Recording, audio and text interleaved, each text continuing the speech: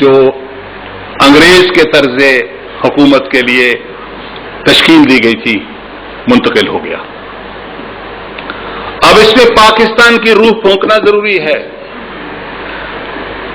और वो सिर्फ इस तरह फूंकी जा सकती है कि अवाम अपने आप को मुनज़्ज़म करें।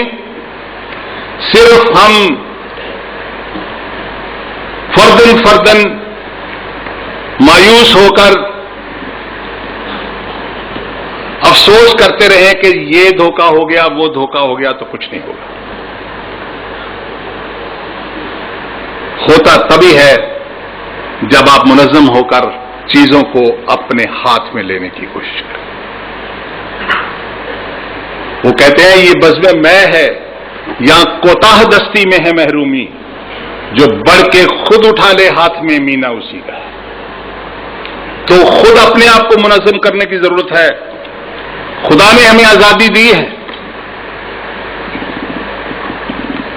हमारा मुल्क 2 लख्त हो चुका है, अब बाकी मुल्क की हिफाजत करना हमारा फर्ज है, और उसमें अवाम के हुकूक का तहफ़्फ़ुज़ करना अवाम का फर्ज है। आजकल हम सुनते हैं कि बलूचिस्तान में ऐसी हालत हो गई है जैसे मशरकी पाकिस्तान में हो गई थी। यहां भी बड़ा खतरा है। मैं वजाहत करना चाहूंगा कि बलूचिस्तान में भी असली मसला यही है कि रिवायती सरदारी सिस्टम जो कि वहां राइज था, जिसमें कुछ सरदार खुदगर्जी की बुनियाद पर अवाम के हुकूक छीन कर बैठे हुए थे, वही ये काम कर रहे हैं। 28 जिले हैं बलूचिस्तान के, उनमें से 26 जिलों में अमन अमान है। 2 जिले जो हैं उनकी भी 2 तहसीलों में, डेरा बुगटी और कोलू में हालात खराब हैं। तो 113 तहसीलों में से 111 तहसीलें पुरअमन हैं। इसलिए फिक्र की बात नहीं है, असली बात यह है कि वो लोग जो कि कौमी वसाइल को नुकसान पहुंचाते हैं, तो रॉकेट फेंकते हैं, पाइपलाइन उड़ाते हैं, उन पर फूल नहीं फेंके जा सकते, लेकिन उसके हल करने का तरीका यह है कि वहां से सुई गैस से या दूसरे वसाइल से जो रॉयल्टी आती है, उस सरदारों को देने की बजाय अवाम में तकसीम की जाए जिनका असली हक है। अगर कोलू और भुगती में सरदार भुगती को और मरी को देने की बजाय वो रॉयल्टी अवाम की बेहतरी और फलाह के लिए इस्तेमाल हो, तो मैं समझता हूं कि बलूचिस्तान जो है, वहां के लोग, बहादुर लोग, पाकिस्तान के लिए अपनी जानें भी कुर्बान करने को तैयार होंगे। कबायली इलाके में मुश्किलात हैं, लेकिन वहां अंग्रेज ने अपने जमाने में कबाइल के साथ समझौते किए हुए थे, कुछ 300 से ज्यादा समझौते थे कि भाई हम एक हद से आगे नहीं जाएंगे, अंदर जो मर्जी करो, और कुछ कबायली सरदारों के जरिए उनको पैसे देकर वहां पर अमन अमान खरीदते थे। वो गैर मुल्की थे।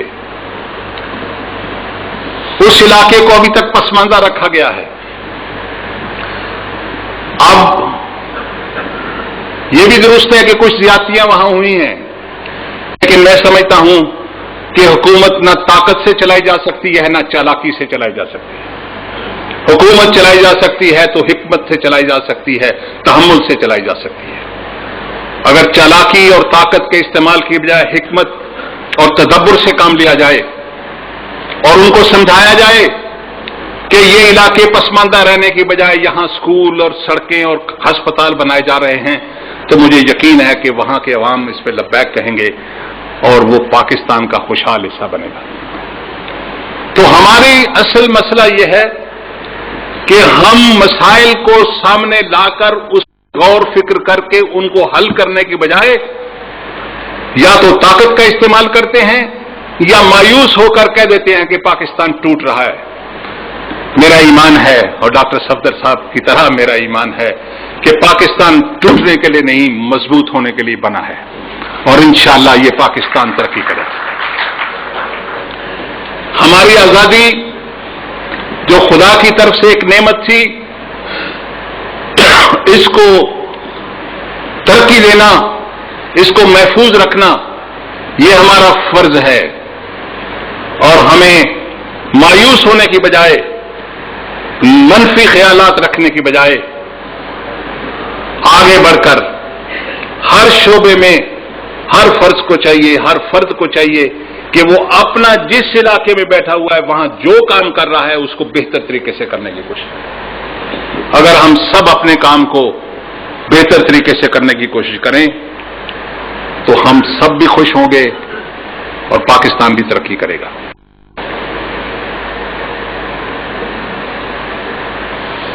ये दुरुस्त है कि हमारी मंजिल अभी दूर है, लेकिन मंजिलें अक्सर दूर होती हैं,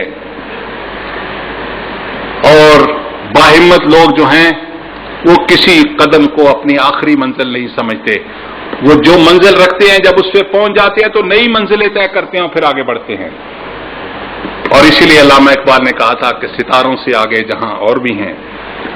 मैं फिर फैज साहब का एक शेर पढ़ूंगा आज के हालात के लिए। अभी गरानी शब में कमी नहीं आई,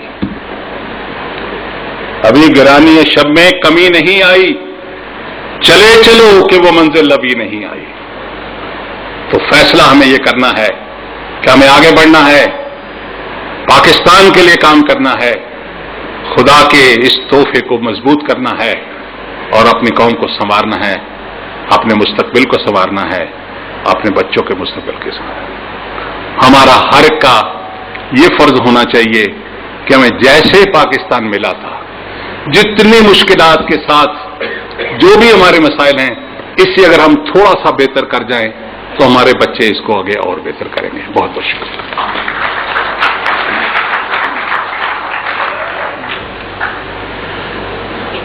अकरम ज़की साहब ने सोहरवर्दी और मुजीबुर रहमान का जिक्र किया है। एक तारीखी वाकया मैं आपसे शेयर कर लेता हूं। सोहरवर्दी साहब गालबन वजारत उज़्मा से नए नए फारग हुए थे, मुझे वक्त अच्छी तरह याद नहीं है, उससे पहले की बात है, यह बात की। लाहौर फ्लैटिस होटल में तशरीफ लाए, कमरा खचाखच भरा हुआ था, अखबारी नुमाइंदे भी थे।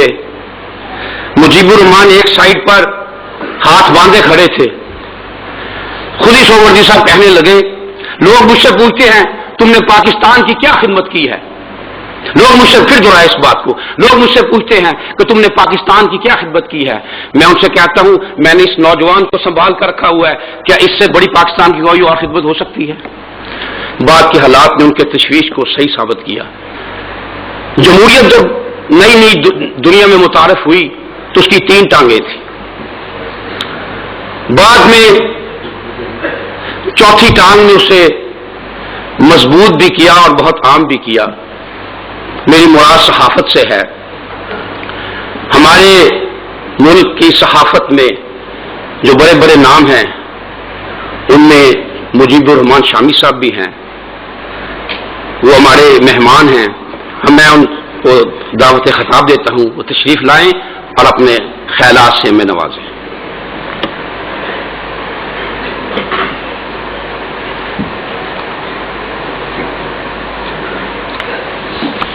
बिस्मिल्लाह।